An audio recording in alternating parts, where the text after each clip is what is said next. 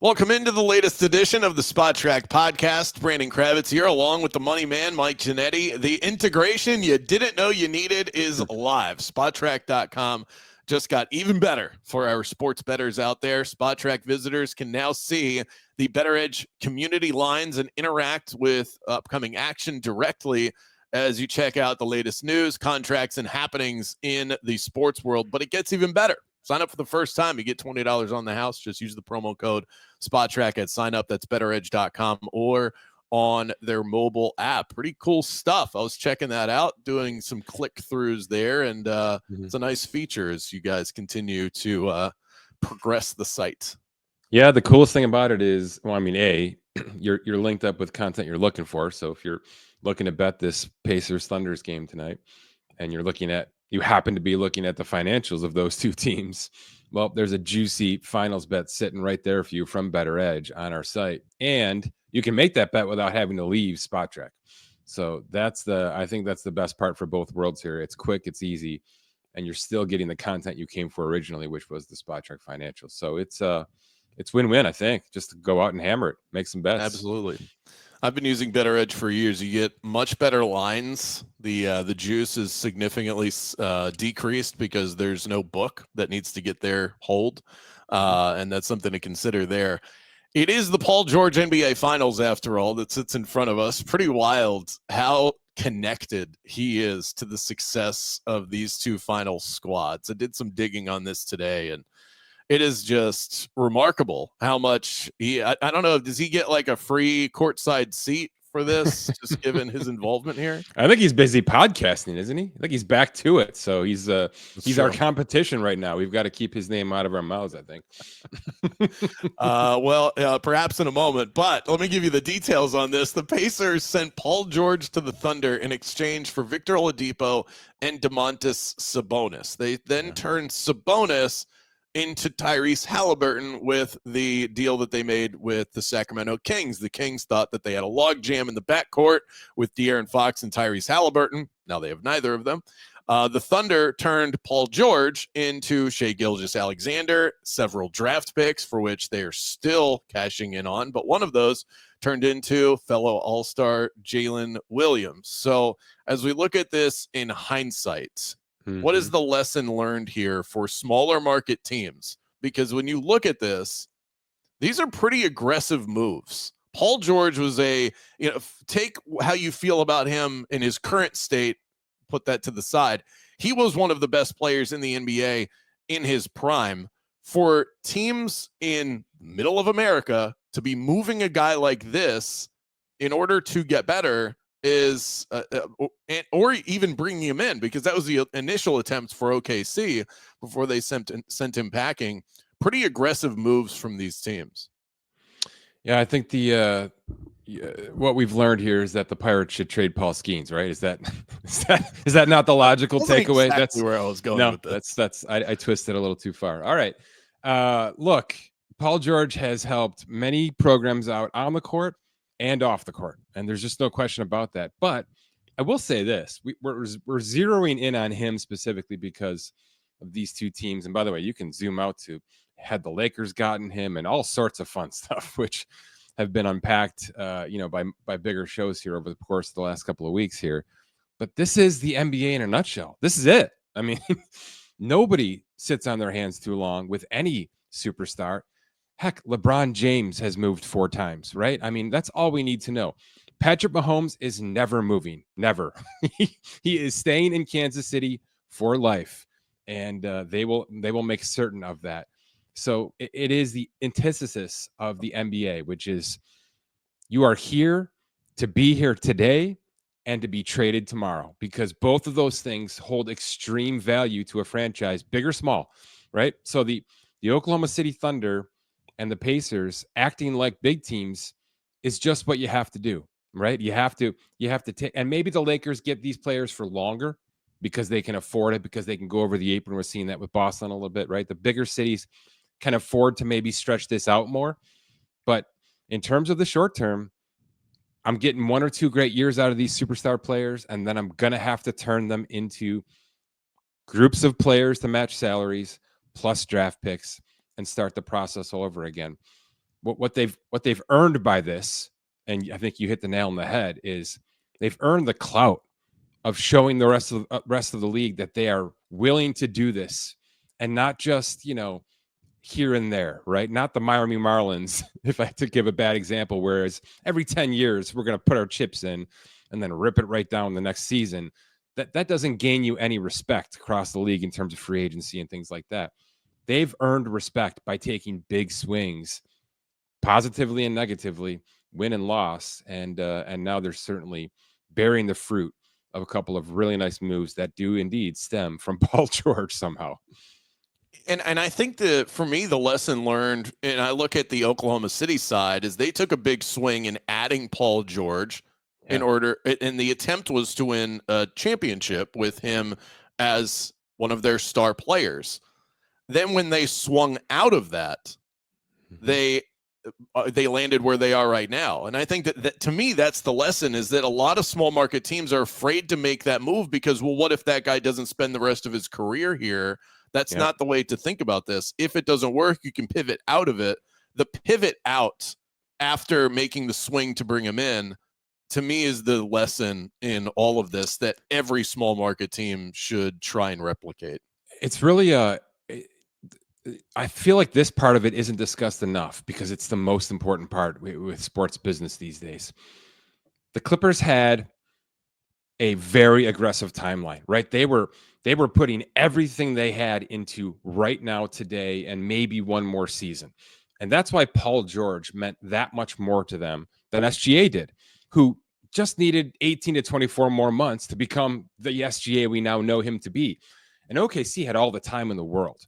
Okay. They realized pretty quickly that the Russell Westbrook, Paul George experiment was going to be fine, but not nearly the degree that's going to put them in championship conversation.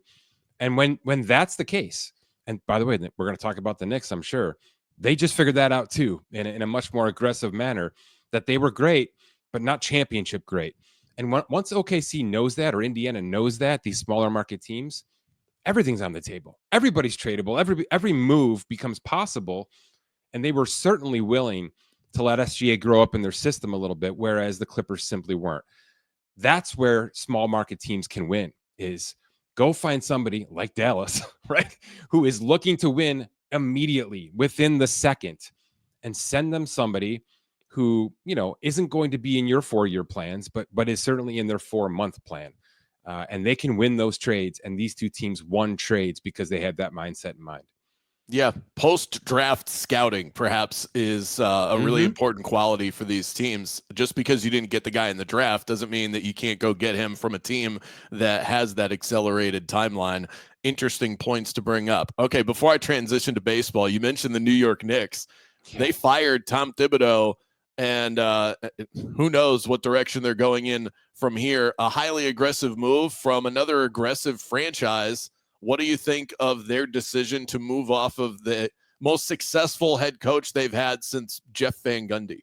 Yeah, I buried the lead there a little bit, right? They clearly internally think that he has taken them to his threshold, and they have to get to a bigger threshold as a team or as an organization, obviously, which is all the way up to championship caliber. We've seen this a couple of times. I think the one that stands out the most is that Detroit situation a bunch of years back, where Larry Brown kind of came off the couch, stepped into a Detroit Pistons roster, and was able to take them to the finish line. Steve Kerr over Mark Jackson in Golden State, right? Another kind of in the moment shocking move. And then all of a sudden it became, oh yeah, Steve Kerr's a Hall of Fame coach. What are we doing here? So that's the plan. That's the play here for the Knicks, is to find that coach that can take, I would imagine, at least 95% of these pieces, which will roll into next season, and put them into championship caliber conversations. That's much easier said than done. I'm going to throw a question back to you, because we've talked a little bit about this. What's next for Tibbs? What's next for Tom Thibodeau, who's sitting on $30 million of house money, as the world now knows, as a buyout from this extension with New York? But is there a team that will kind of step back and start at square one with Tom Thibodeau after what? This is now the third team that has done extremely well with him, but not enough, right? You're not going to win a championship with Tom Thibodeau based on all of the data we have. But is there a team that is willing to go from average to above average under his threshold.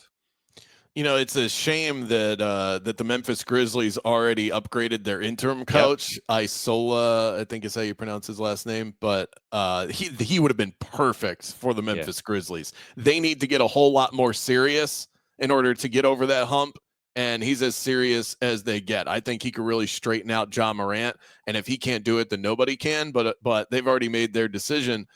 I don't have the full list in front of me of available positions right now, but somebody's going to give this guy a shot. There are 3 types of coaches in the NBA. There's the growth coach, the guy that's going to get your young players molded and better and, seasoned to be professionals, get them ready for their prime. Then there's the grind it out, get them over the hump coach. That's Tom Thibodeau. I am going to make your good team better. And then there's the champions, and every team ultimately is after the champions, but not all of those guys are available at all times. And some guys that look like they should fit that mold don't, and they end up winning coach of the year, and then they get fired anyway. That's it. Like, those are your options. So there is definitely a place in this world for Tom Thibodeau. Do you have the list in front of you by chance? I'm quickly looking at things here. The one that stands out slightly, I mean, did Denver take the interim tag off? They did, right? Yeah, they did. Adelman is the head coach now. Yeah, that's and the Suns hired Jordan Ott. And it's another angle that I wanted to discuss. So I'm actually going to skip ahead here because the Suns hired a guy that nobody had ever heard of. They got one of the 2 Cavs assistants that's on the market for a job, and they're gobbling up all of these interviews. It does seem to me like part of the trend that we're seeing right now with these younger, formerly video coordinator, it's like the Spoelstra vibe kind of thing.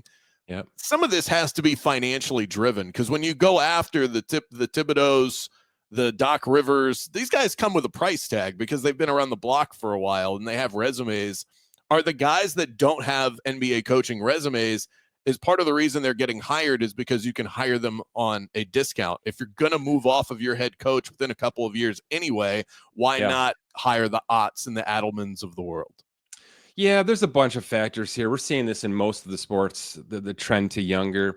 Certainly, the money is a big part of that conversation, and so is the control. You bring in somebody this is sort of entry level for them, and you can kind of push them around a little bit and give them some at least restrictions as to how much power they're going to have, right? Versus bringing in a Thibodeau who knows exactly what he needs, wants, and expects out of both a front office and a roster. That's a much more complicated situation for any front office to have to deal with here, let alone one that I think is a little bit more, I don't know, playing off the side a little bit here, right? Matt Ishbia is going to do what he's going to do, and he's going to throw around a lot of big numbers to go with it. So I don't hate this fit. I don't hate, at least what I'm learning about Jordan Ott, I'll put it this way. He's got a really nice pedigree, a really nice resume, as you mentioned. He's coming from a Cavs organization that I think went through what the Knicks are about to go through. We forget this. They were a successful team in the East, fired a coach who went and made the Detroit Pistons a successful team in the East, brought in Kenny Atkinson, and they did level up. Not all the way, right? They still flamed out, unfortunately, because of injuries, but they have leveled up because of a coaching change. And this Jordan Ott kid is a part of that process in Cleveland. Yeah. So I get that part of it. I also think, and I'm gonna play a hot take guy a little bit here. I think there's a very real world where Cleveland and Phoenix are discussing players in the next couple of weeks when July 1st comes around. And if there's a connection to some of the Cavaliers now becoming Phoenix Suns under Jordan Ott, I think that makes sense too. So it may be a trail of breadcrumbs to future movement here when we get to the crazy offseason that we know we're going to get from the NBA. Does seem like Phoenix is not going to sit on their hands, but yeah, what you said about JB Bickerstaff and Kenny Atkinson, the Pistons get better after the Cavs fired him, and then the Cavs get better. It makes NBA coaching could be one of the toughest evaluations for people that sit in seats like you and I, because it just kind of, I don't know, it just doesn't make sense sometimes. Let's transition to Major League Baseball. David Samson, the former president of the Miami Marlins turned media guy. He was the president from 2002 to 2017.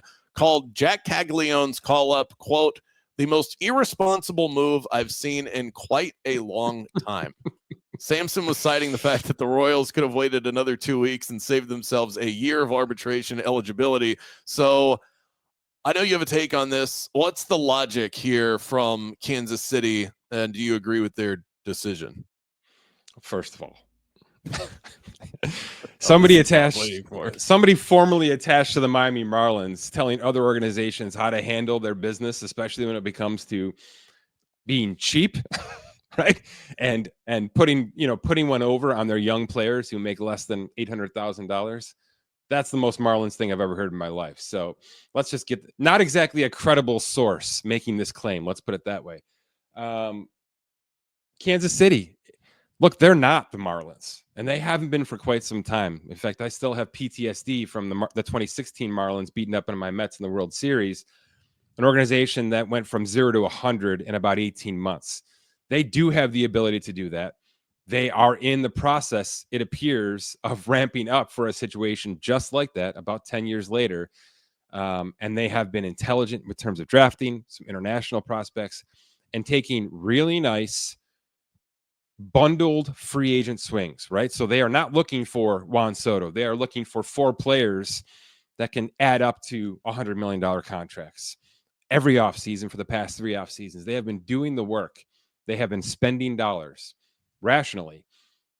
And now they get to bear the fruits of some of these young kids, right? We've already seen Bobby Witt Jr. come up and get a contract extension in about 8 at-bats, right? And many expect Jac Caglianone to be that next player. He has been mashing through the minor league system. He was promoted just days into AA ball, up to AAA ball. And he looks to be every bit the fit. So Kansas City's mindset here is twofold. The first is easy. This is a good team, a budding team that's going to get better with him in the roster. Why are we waiting? Get him here. Let's do this right now and make him a part of the next 4 months, not 3.5 months, right?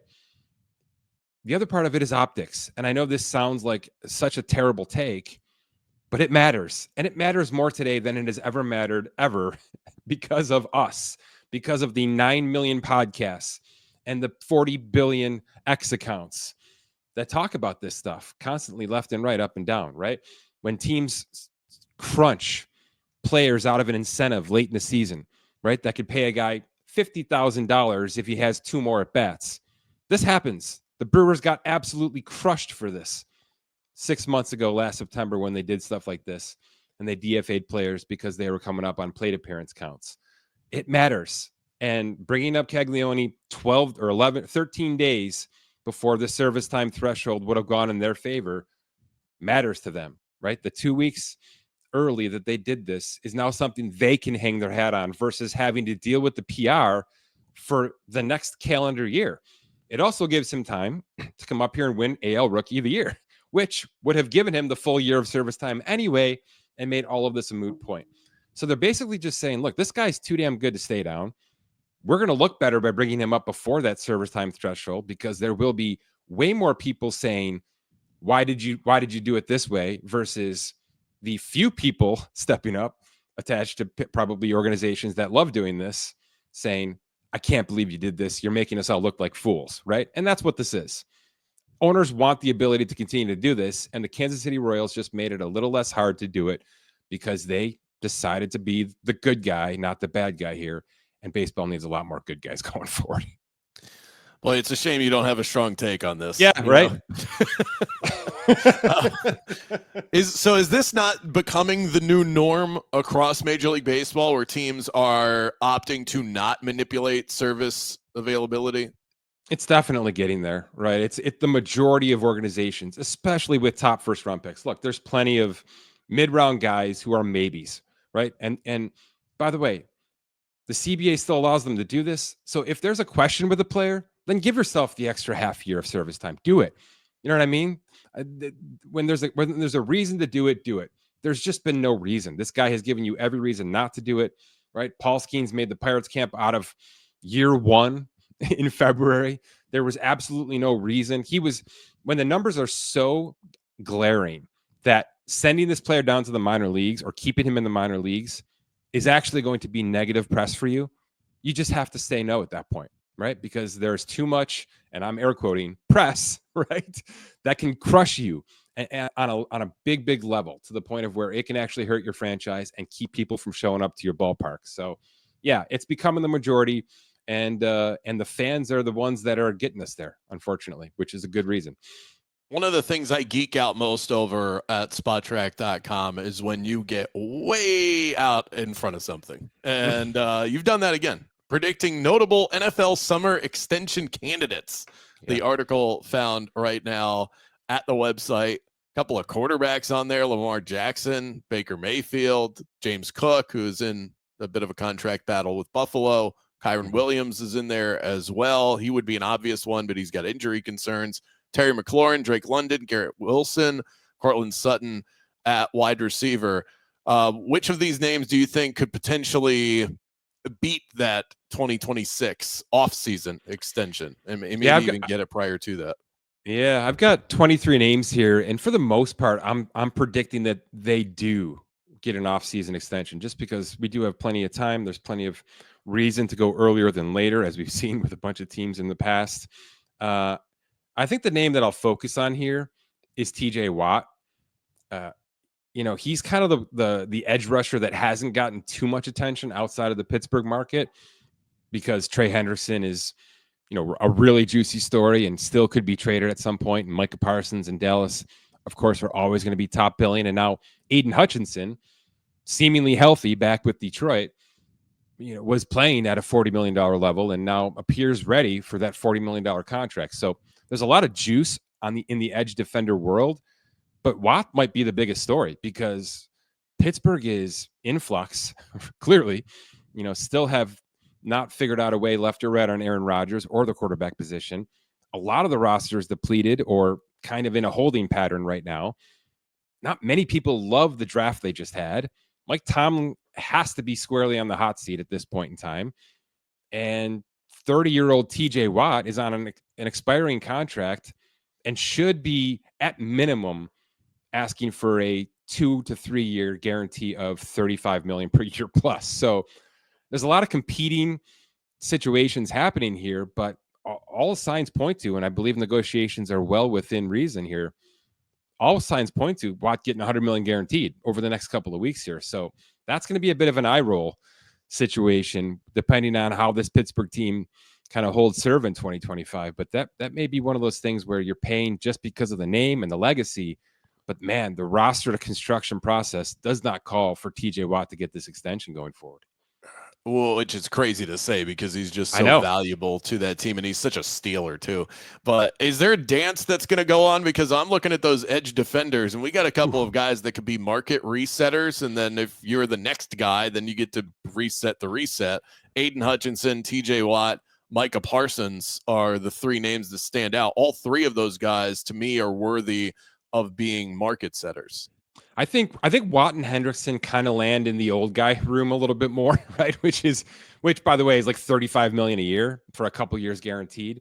Hutchinson and Parsons should really push the $40 million per year, 125 guaranteed mark. That should be the going rate for those two players, because of their age, because of their production, and because of their markets, right? I mean, there's a lot of things going their way right now. So those are the two names that should really push this market to a big level. And by the way, the cornerback room has already gone through a market reset with the Stingley Juniors of the world, and Sauce Gardner and Trent McDuffie should be right there. So we're in some really nice spots defensively speaking. By the way, Kyle Hamilton in Baltimore is going to obliterate the safety market when this thing's done. And I think that one might wait until next spring, but we'll have to wait and see. But it's a huge next few months for defensive extensions after just kind of an ad nauseum run of quarterbacks and wide receivers for the last 2 to 3 off seasons. Yeah, that defensive list is nice. You got Trent McDuffie on there, defensive back, Sauce Gardner. Statistically, had a down year last year, but still he's not being shy, Brandon. He's on X pretty much every day, retweeting people who are valuing him one way or another, talking about other people's contracts. He is looking for $28 million a year, and I think because of the market and maybe the lack of having to pay a lot of players in that roster, his agent's probably going to get it. He's got one of the bigger, more impressive agents in all of football, so we'll see. Again, you can check out this list at spottrack.com. Is there anyone on there that you think could be a holdout heading into training camp that's on here? It's a good question. I don't think we'll see too much of that. Some of these offensive linemen could certainly go that route. I guess to some degree, the James Cook situation in Buffalo doesn't appear to be resolving itself anytime soon, to the fact, to the point of GM Brandon Beane going on some radio shows and saying we've had he knows our numbers and that's where we'll be in September. So, when that's being said publicly, it's not great for your negotiation process. Rashawn Slater in the Chargers room is fascinating for a couple of reasons. He should reset this thing that Tristan Wirfs did a really nice job with last year. You and I have talked about that a little bit. Yeah. It's a younger group.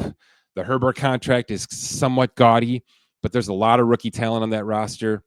And they did just draft Joe Alt last year, right? So there's a competing, at least right tackle that I think could swing over within the next couple of years if he develops a little bit more. But he needs a $30 million per year contract extension, in my opinion. So that's one to watch over the next couple of months here, because Justin Herbert without a left tackle, Justin Herbert with a left tackle gets hurt. Justin Herbert without a left tackle is a dead man walking in that Chargers offense. So that's one to watch, because that's a team that should be budding right now for the next couple of seasons. Yeah, their upside takes a nice hit if Rashawn Slater is not out on the field. Let's get to our quick hits to wrap today's episode. More football talk. The Steelers and the Dolphins have renewed their talks for tight end Jonnu Smith after contract negotiations stall down in Miami. I have a trade offer. See if you accept this on behalf of either side. A tight end swap. Jonnu Smith for Pat Freiermuth. I think that the Steelers tight end room would be overrun if Jonnu Smith showed up into town. They also have Darnell Washington, who's a nice upside type of player. 3 tight ends that you don't have room for doesn't make a lot of sense to me. Freiermuth, I was looking at his contract. It looks like there's an out this year. I don't know if they've already passed the deadline on that, so I'll defer to you on that. But the Dolphins would need some help. I don't recognize a single name on the tight end room when it comes to Miami Dolphins if they were to let go of Jonnu Smith. So what do you think of my tight end swap idea? I'd say no, and here's why. 2 reasons. Number one, the reason that these talks are renewed from Pittsburgh's side is they lost Donald Parham Jr. to an Achilles tear last week in OTAs, and they're looking to replace that third tight end with a veteran tight end. And the other reason is they don't really have any wide receivers, so these are their pass catchers for 2025 as of right now. And I do think it's going to be a big important part to some quarterbacks' offense for the next few months. We don't know who that is just yet, but I do like this fit quite a bit. I will finish with this point because this is in your neck of the woods. That Miami Dolphins team, you and I have talked about quite a bit, and they have been holding closely the idea that they are still a team in contention. And yet there's 3 or 4 players that continually get brought up in trade conversations from Miami, right? I just feel like that team is dying to go down, but the money isn't letting them right now. Do you get that sense from the Dolphins organization, or do you think that they truly believe they can contend in the AFC, at least from a wild card standpoint? It's honestly, it's hard to get a tough read on it because I think they feel like they have to try and compete with the roster they have right now. I just get the vibe that they don't even like it. I think they'd prefer. I think there's a world, Brandon, Ramsey. where I think Ramsey, Tyreek Hill, and Jonnu Smith are in serious trade block conversations right now, and that's only 3. There are defensive players who I think are also in this conversation, and I do think there's a world where they're one of the worst teams in the AFC in 2025, and they draft Tua's replacement in 2026. That seems like a very logical next 12 months for this organization. So getting cheaper either now or at the trade deadline should be a priority. So I do think this Jonnu stuff is real. Pittsburgh's the one that took themselves out of it initially. Miami's been in on this, and I don't think we're done. I think Miami's going to be in on a few other conversations over the course of the next couple of months. I feel like their draft spoke louder than anything else. When teams start drafting in the trenches offensively and defensively, they are signaling with a big, bright flag we are rebuilding. and that's exactly what they did, which is the right move, but they are sort of up against it financially. The Rockies completed their first 3-game sweep since May of 2024. For the record, if you haven't checked the calendar recently, it is June of 2025. Is the turnaround on the way for the Colorado Rockies? By the way, we are on a 2-week streak here of the Rockies making it onto the podcast. You know, sometimes things just line up and you don't even write the script. So the series that they won was the Marlins. So we can't take too much stock in it because everything about the Marlins says that they're not a real baseball team. So it's a good win for Colorado. I'm just going to say this because, man, I've spent all week hearing about the Rockies and how they are, a half-run organization and they should be ashamed of themselves. And they're in the White Sox conversation and the Marlins conversation. And I said it a couple of years ago on this pod, and I'll say it again today. I don't put them in that conversation. I don't. I know they're not winning ball games, and I know that life is tough right now for Rockies fans, but they have made an effort. They have extended internal players. They have attempted free agent swings. I know that they don't have massive free agent numbers. That is not front office driven. That is geographical and stadium and all the things you and I have talked about before driven. And they just have to deal with the reality of what they are as a franchise and do the best they can. They have handed out gaudy contracts that made no sense, but with an attempt to show the rest of the league that they mean business, right? They're going to trade those players now because now they're at a point where they just have to start back at square one. And the Chris Bryant contract is just going to become an albatross. But I don't put them in everybody everybody throw your wallets away mode. We're not doing that. They have made an effort. They have made an effort every 4 to 5 years to try to do this. So they're in this conversation we had from the basketball world, Brandon, where they are trying to be aggressive. They just got this one wrong, and it's fantastically wrong. And certainly don't stop talking about how fantastically wrong it's going to get over the next 4 months. But I'm not going to kill them too much here because they do try. They do make an attempt. And sooner rather than later, when some of these prospects get here, they will do it again. They will spend money. But again, I'll say we said last time, they got to do something about the stadium. That's it. They got to spend $40 billion to get here. I mean, there really is no bigger advocate for Colorado Rockies baseball than Mike Ginnitti. I hope you guys are putting that together. They are. You mentioned the NBA. They remind me a little bit of the Brooklyn Nets. Like they can't figure themselves out, but it's not for a lack of trying. They have tried to be successful. They're just not good at it. There's a difference between the two. Let's get to our Bettor Edge bet of the week. NBA Finals, Game 1 tonight. The Thunder are 9.5-point favorites. The total at 230.5. I'll let you decide which one you want to go with, or we could just pick both, the total and the side, for Game 1 of this series. I'm trying to figure out which game Indiana is going to keep close. It's going to be one of these two. I'm going to take the over on the total. Is that okay? I'm good with it. All the trends point to the under. We're actually on an 8-0 under run in the NBA Finals. So I'm good with the last 8 NBA Finals games have all gone under the total. But these are 2 over teams. So it's there's a little bit of a divide there. I'm good with that. I am going to step in and take the Pacers for the side portion of this conversation. Game 1s have been their bread and butter throughout the postseason. They seem to take teams by storm with the way that they play. It's very non-playoff basketball with the pace that they play at. If they're going to keep one of these games close, the way that I see the script playing out, they keep it close. They make it look like they're going to win. They end up losing by 5, and then they get demolished in Game 2. That's kind of the way I see this playing out. You good with that? Put your money with it. I like it. I love it. All right, so I'm on Pacers plus 9.5 and the under at 230.5. This episode has been presented by Bettor Edge. Sign up, try it out, bet with your friends, and use the promo code SPOTTRACK over at bettoredge.com or on their mobile app. Get $20 at sign up when you do that. Do us a favor, subscribe and rate the pod that you're enjoying right now, and make sure you visit SPOTTRACK.com for all the latest in the sports contractual world. Till next time, Mike. Yep.